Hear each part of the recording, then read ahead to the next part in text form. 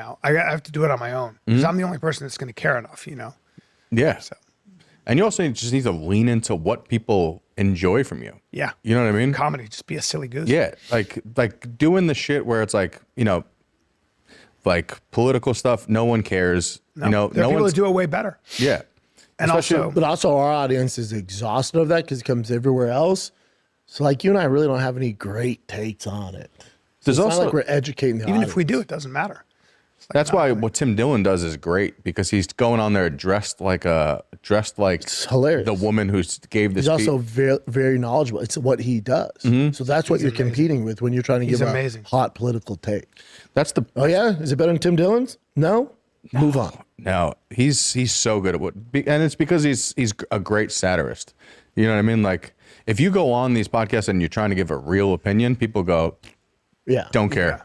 They you know? check out. Yeah, because I feel like at this point in time, everyone's so bombarded. Like Jed, I heard Joey talking to you about it on fucking Fight Companion. What was he saying? Where it was like you go CNN at 3 a.m. Yeah. You know what I mean? Like you're just bombarded every day with all this shit. It's just Negativity. beating it just beats the shit out of you. My friend said that to me. I was listening to a political podcast and he goes, listening to the weather again? I Yeah. was like, yep. But I will say it does make you, like I was saying before to you, like when I've been, because you're just bombarded with all this war shit, it makes you so happy to be a fucking American. Like anybody who says we don't have privilege just being an American, the fact that like you could live in any of these countries and if you go to, when we're at war as an American, you're just getting bad gas prices. Yeah. We'd go to war less if we had to deal with what these other countries have to Yes. do. That's why we do it. We make money off of it and it doesn't affect. I'm sure the Iran thing will work out. Yeah. I'll tell you, speaking of not bombing, is Chin saying at the live show. Come on, baby. My Joanna's never heard you sing, and then my AJ, like my friends in Austin, like the families came, and like that's your producer. I'm like, yeah, man, he can fucking sing. Oh, well, thank you to them. I remember I was telling you guys, I don't know if you heard me say it, but I couldn't hear myself again in this venue. So it's tough to do when you can't hear yourself. But I just tried. It's funny because our boy Austin Awake, yeah? Austin Awake and Austin Browse. Yeah, Browse performed too. After we got off stage, they came up and did like the classic songs and their new songs. But Austin Awake, it's me, Chris, and Eric. So between the three of us, you got, I don't know, 50 years of stage shit, you know? And he's like, man, hopefully you guys figure it out. And what are you going to do? Because we're like talking about like what we're going to do. I'm like, let's have some sort of a loose agenda, what we're going to do up there. He's like, man, I feel like you guys haven't planned this out. And I looked down and go, buddy, I'm more worried about you and the acoustics than us. Like, trust me, we will figure it out. Yeah. Yeah. The three of us talk for a living, we'll figure it out. And it was like so natural on stage too. You guys figured it out like that. Yeah, yeah. Everything was perfect. It was Like like D'Elia's not going to be funny. No, I'm not worried about it. Yeah, you're going to be fine. We got So funny. He is. And I'm actually waiting. He speaking of merch, that dude, his fucking merch game is fucking. He sent me his because The now Gold's we Gym one? It's fucking sick. It's great. Yeah. I don't know how you guys come up with this shit. Me and Chris we're into like clothes and shit, so it's easy. Yeah, as you could tell, I'm not a fashionista. Can't like tell you. today you're just like Ilya Topor. That's right. Squeeze. That's too real. You're dressed identical to Ilya at a press conference. Oh man, yeah. I'm not. I've never been someone actually said that in the comments, and We had a little pep talk. Had a little pep talk. We call it a prep rally. Gave me a little shake around. You know what I'm saying? Come on. Remember in The Godfather? He goes, I don't know what to do. And then he goes, you're going to be a man. And he grabbed him by the fucking lapel. Wake up. All right, we guys. had to cut it because Bryan put Brendan in a rear naked choke, and we can't have that on air. I looked at Brendan. I was like, are you 300 pounds? You couldn't Not be thick. fat, though. Take it No, easy. all muscle. I've never the seen body is more. I've never seen But, you. hey, man. I've never seen you this. No. I've never seen you this thick. You just your shoulders and your jacked right fucking now. neck, dude. Yeah. Now, all sorts You of do shit. look bigger. It might be the shirt, though, too. is there a little? Is it the shirt cut? Is there a little trend going on? What are we doing here? Anavar. You're doing a little Anavar? So strong. So you're doing a little.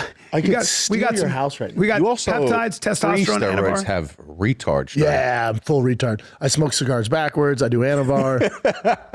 You are a gorilla. Yeah. I remember one time I said to Rogan, like, Oh, it was kind of embarrassing yesterday when I walk in. You know, I'm walking up to the team, and some dad goes, hey, "Bro, I go, hey, I'm here," and he goes, "Yeah, we saw you the moment you had your fucking truck, dude. You're a fucking a house." long time. You're 6'4", wearing an orange shirt. We could see you. Yeah. A long time ago, Rogan and I were talking because Rogan was talking a lot about jujitsu and fighting around you, and you were quiet. And then I just kind of looked at him. I go, you know, you ever seen him like roll? Like, do you know like what he does to dudes? And he goes, he's a fucking gorilla. Yeah. He's a gorilla. Like it's never lost on Joe what you could do in the room. You know, it was so funny though. I was like, you know, yeah, gorilla. There's something. I'll fight Chin right now. Now, can I get a little? fucking Can I fight get a Chin little? right now. Can I get a little clarity on Anavar? How do you feel? Good. You definitely maybe a 10% increase in strength. Is your liver going That's a like this? lot. No, because I take a bunch of shit to clear my liver. You do? So VAR is actually like the least Safest, toxic. cleanest, Out of, yeah. Are you even, supposed to get your levels checked a lot? Yeah, ways to well. I do even it. women do Anavar all the time. Really? That's like what the most common female steroids to take. That's the girls that are really hard looking. Yeah. My type Yeah. with big dicks, yeah. Fat cocks. fat You cocks. like a thick girl. You like a muscular I like. girl. Well, I like a big black guy, but I mean, but if it's not a giant black guy, then I like a woman who's. I doesn't do the actually voice know thing. what I like is a girl who has an No, that girl's athletic too small for Bryan. legs and ass, like Yeah, a with a CrossFit. root. It's not the shredded like that right there is pretty hot. I appreciate it. If I see a girl who's really, it's more the shape. Like if she's got shoulders away. During the podcast, they went to a break. They come back, and Callen says that Schaub had to have a talk with him. Basically, Schaub was begging him not to quit the podcast because this entire episode, Schaub and Fake Landau had to talk Callen off of the ledge. He even started out by, I'm alone and I'm going to figure things out. Am I alone?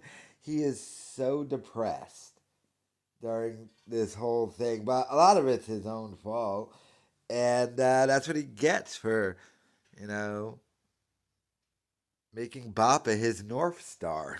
But, I mean, they couldn't even get Callen to sit down for the Patreon fan questions again. And they re-uploaded the questions to him. But I bet you when he does it, he's not going to answer anything real. It'll be the shortest one. He has no interest in doing this podcast anymore.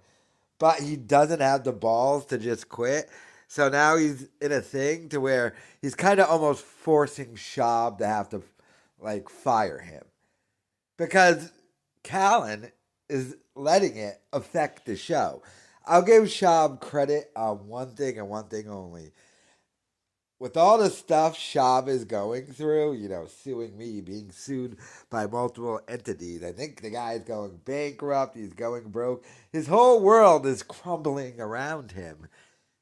At least when the cameras go on, he doesn't seem to let it affect him. Now, that probably because he has the brain of a mayfly, but Callen is not doing that. It's like what Anthony Cumia told Opie. I know you're pissed off, but don't let it affect the show. And Callen is completely affecting the show right now. Going off on these rants because he's so depressed about his career and everything. I know it's sad, Callen, but, you're forcing Schaub into a situation. I don't know. Let me know your thoughts in the comments.